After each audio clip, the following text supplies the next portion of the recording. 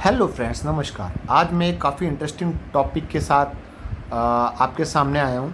अभी जो भी हम न्यूज़ सुन रहे हैं, हर जगह कॉन्सेप्ट सुनने में आ रहा है। रुपीज़ करेंसी, ये है क्या? इसका सिग्निफिकेंस क्या है? आज के पहले हमने इसको क्यों नहीं सुना? यूजली है क्या, इसके बारे में एक विस्तृत रूप से जानेंगे। अमेरिका का वर्ल्ड के ऊपर डोमिनेंस जानेंगे। काफ़ी कुछ चीज़ें हैं आज की वीडियो में, तो मैं स्टार्ट कर रहा हूँ। जैसा कि हम जान रहे हैं कि आज के इस जो रशिया यूक्रेन वॉर है वो अप्रॉक्सीमेटली 48 डेज़ के अंदर पहुंच चुकी है।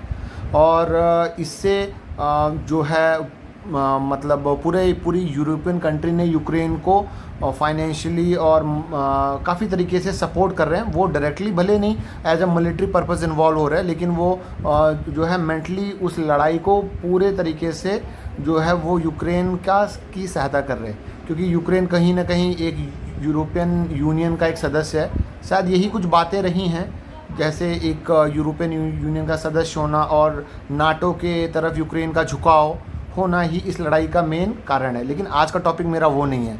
मैं आपके इसके इकोनॉमिक एस्पेक्ट पे आना चाहता हूँ कि ये फाइनेंशियली चीज़ें कैसे लड़ती हैं। क्योंकि लड़ाई भी हम लड़ रहे, उसके लिए जितने भी एनिमेशंस और ये सारी चीज़ें हैं, उन पे इतनी बड़ी लागत से खर्चा किया जाता है कि अगर कोई भी जब लड़ाई लंबी चलती है तो उसका ये अनुमान लगा पाना बहुत मुश्किल होता है कि कितना बड़ा लॉस हुआ।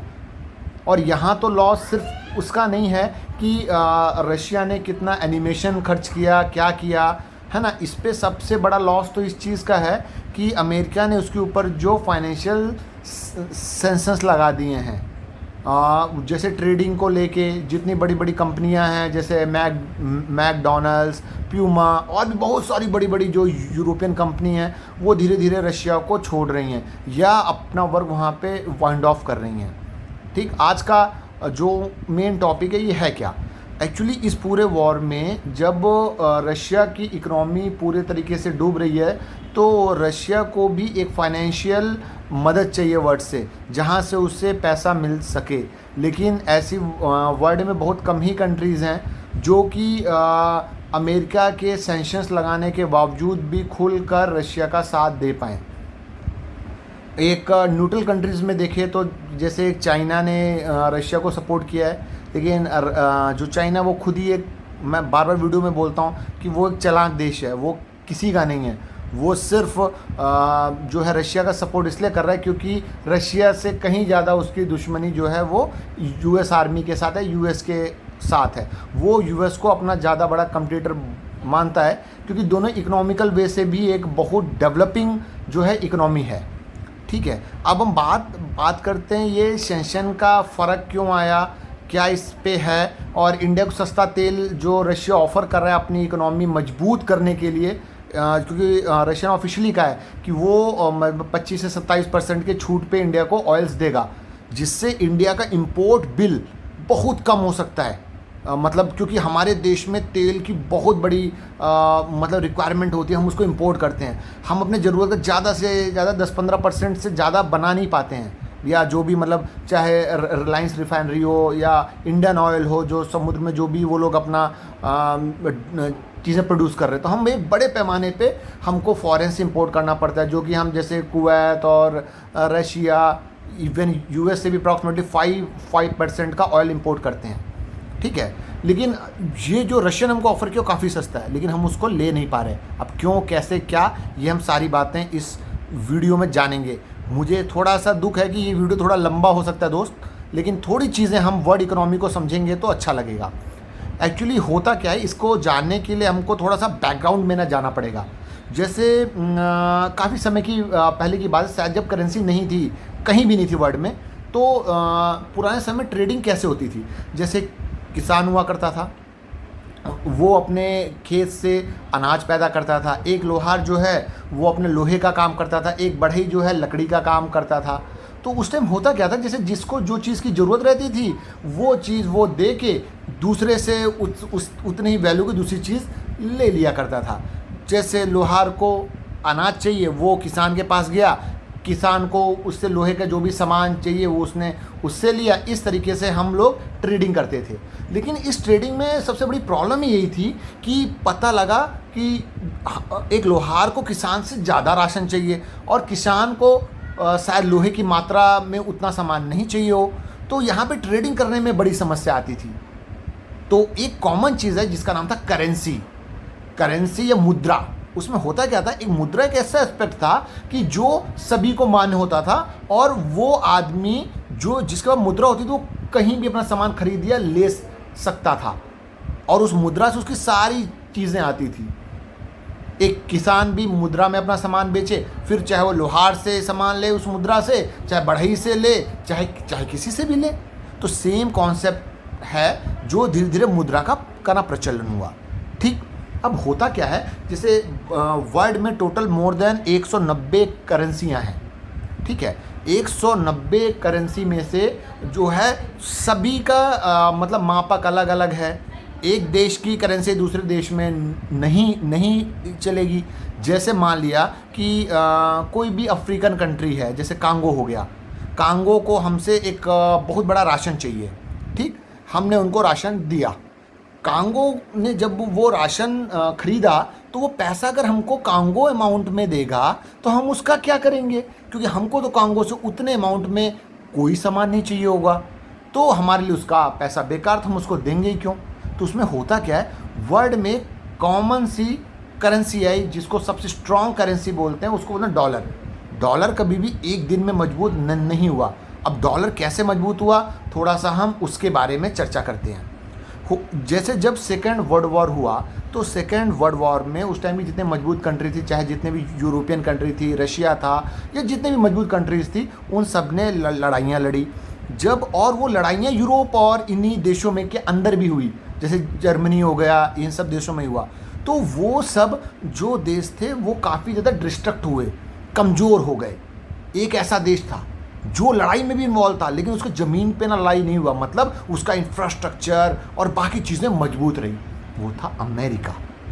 उस टाइम जब पूरे वर्ल्ड की इकोनॉमी डूब रही थी, तब जो था वो अमेरिका ने अपनी इकोनॉमी को स्टेबल रखा, मजबूत रखा। तो उसने किया क्या, उसने बोला कि वर्ल्ड में मेरी इकोनॉमी को सबसे मजबूत रखो। तो लोगों ने, भाई आप अमीर हो सकते हो लेकिन ये कैसे कह सकते हैं आज आपकी इकोनॉमी मजबूत है तो पूरे ज़िंदगी भर आपकी इकोनॉमी मजबूत रहेगी। तो लोगों ने बोला कि भाई आज के टाइम की बात है, कल को दोबारा हम डेवलप कर जाएं या ये ना मतलब विकास कर जाएं तो फिर हमारी इकोनॉमी भी ना मजबूत हो जाएगी, तो हम आपकी इकोनॉमी पे ही क्यों डिपेंड हों। तो उस टाइम अमेरिका ने बोला, ये 1944 की बात है, कि भाई ठीक है, आपको हमारी करेंसी को नहीं मानना मत मानो, लेकिन आप सोने को तो मानते हो। हम उतना, जितनी हमारी करेंसी की वैल्यूएशन हम रखेंगे उतने का सोना हम अपने पास रखेंगे। जिस देश को हमसे पैसा चाहिए हो वो आके हमको हमारी करेंसी दो, उतने वैल्यू का हमसे सोना ले ले। तो मतलब उन्होंने अपने जो करेंसी को है वो गोल्ड से इक्वेट करना स्टार्ट किया। लेकिन ये 70 तक चला। 70 तक हुआ क्या, बहुत से कंट्री जैसा उन्होंने बोला था उस तरीके से वो उनसे सोने का रिजर्वायर लेने लगे। अब उनके पास सोना कम होने लगा, तो अप्रॉक्सीमेटली जो है 1970 के ना दौर पे उन्होंने ये चीज़ रोक दिया कि भाई नहीं, अब हम सोने की डीलिंग आगे कर नहीं पाएंगे। तो उस टाइम हुआ क्या, वर्ल्ड में एक टर्म यूज़ हुआ, फ्री फ्लोटिंग इकोनॉमी। मतलब कोई मापक रहा ही नहीं कि भैया किससे आप मेज़र करके मतलब करेंसी को नापोगे। लेकिन उस टाइम 25 सालों में डॉलर ने अपनी इज्जत कमा ली। वर्ल्ड में 80% ट्रेडिंग उस टाइम डॉलर में होने लगी थी। वर्ल्ड की एक्सेप्टेंस उस डॉलर के लिए बढ़ गई थी। तीसरी सबसे ज़रूरी बात कि डॉलर ने अपने आप को उस टाइम तक पूरा स्टेबल कर लिया। भाई उस टाइम तक फिर लोगों ने डॉलर को ही अपना एक जो है इक्वेटर करेंसी माना। मतलब किसी भी देश की करेंसी को नापना होता था तो वो डॉलर से ट्रेडिंग का वो अपने आप को मेज़र करके अब अपनी करेंसी का वैल्यूएशन करने लगे। ठीक है, जैसे जितने भी वर्ल्ड बैंक हैं वो सारे लोन जो है डॉलर में ही देते हैं, उनका ब्याज डॉलर में ही लेते हैं। ठीक है, तो इस वजह से डॉलर एक मतलब बहुत स्ट्रॉन्ग इकोनॉमी हो गया। ठीक है, मैं ज़्यादा बोलूँगा तो इसमें मानेंगे कि जो है वर्ल्ड का अप्रॉक्सीमेटली 80% ट्रेडिंग जो मैंने बताया डॉलर में ही होने लगा।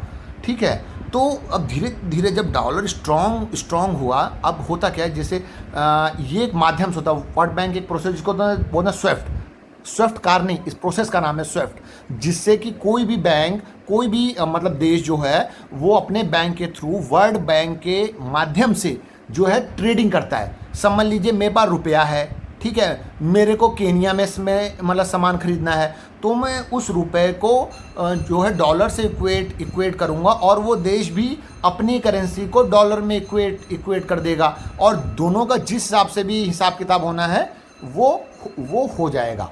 ठीक है, ये है टोटल कॉन्सेप्ट। अब न हुआ क्या, जब जैसे रशिया ने जब ना रशिया पे अमेरिका ने अपना सैंक्शंस लगा दिया, मतलब वो डॉलर को यूज़ अब कर नहीं सकते। जब डॉलर को यूज़ करेंगे ही नहीं तो फिर वर्ल्ड में ट्रेडिंग तो वैसे ही मुश्किल हो गई।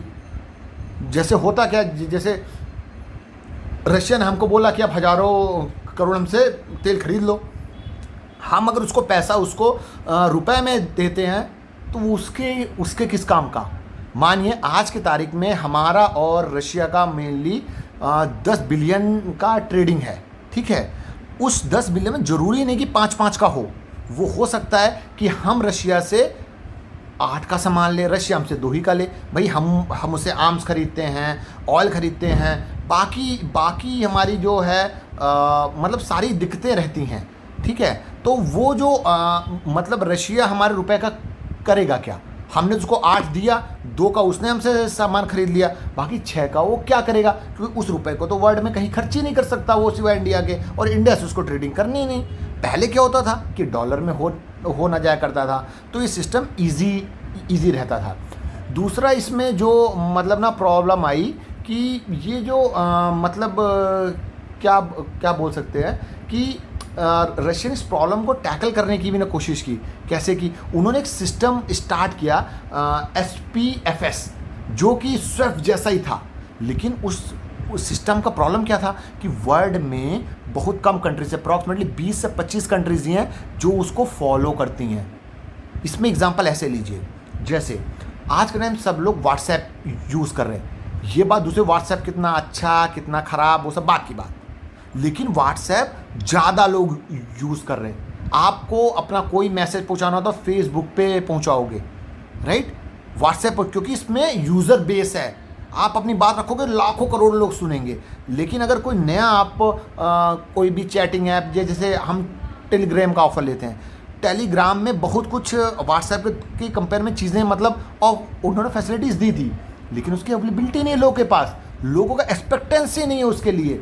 तो अगर आप उसको यूज़ अच्छा होने के बावजूद उस तरीके से यूज़ नहीं आप कर सकते। वैसे ही अंतर आ गया स्विफ्ट और जो है SPFS का, मतलब उसमें मोटा मोटा जो रहा है पूरा सिस्टम ही इस तरीके से रहा है कि हमने मतलब कि उसको एक्सेप्ट ही नहीं हम कर पाए। तो यही टोटल एक कहानी है कि जिसके हिसाब से मतलब हम लोग को ऑयल तो सस्ता मिल रहा है लेकिन हम उसको ले नहीं पाए। ठीक है, जैसे मैं 3 मेन रीज़न दोबारा एक फास्ट तरीके से ना रिमाइंड करा रहा हूँ। पहला होता है वैल्यू प्रॉब्लम। ठीक है, जैसे हमारी ट्रेडिंग उनसे है कि भाई जैसे कि बोल सकते हैं कि डॉलर रहेगा नहीं तो हम, और रशिया पर डे लड़ाई कर रहा है, उसकी इकोनॉमी पर डे गिर रही है, हम पर डे कैसे इक्वेट करेंगे कि भाई जैसे उनके 1 रूबल में हमारे कितने रुपए होते हैं। पहले तो डॉलर से इक्वेट होता था, अब तो डॉलर मतलब रहा नहीं उसके लिए।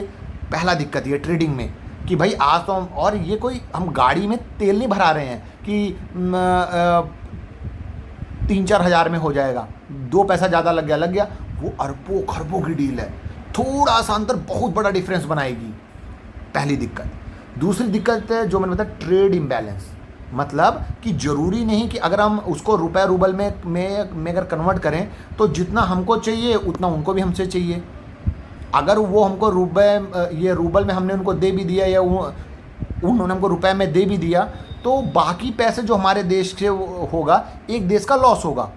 क्योंकि समझ लीजिए कि हमने उनसे 8 रुपये का सामान खरीदा, उन्होंने हमसे 2 ही का ना खरीदा और 6 रुपये है उनके बाद बच गए। 6 रुपये तो भारत में तो खर्च कर पाएंगे और खर्च वो करेंगे कहाँ। तो उनके लिए वो बचे हुए 6 रुपये बेकार, क्योंकि उनको भारत से सामान लेना नहीं और कोई कंट्री दूसरी उनको रुपया लेके सामान देगी नहीं, उसको वहाँ की ना करेंसी चाहिए। पहला से नहीं था, पहले डॉलर लो, को हर कंट्री है उसको एक्सेप्ट करती थी। तीसरा था सेंक्शंस।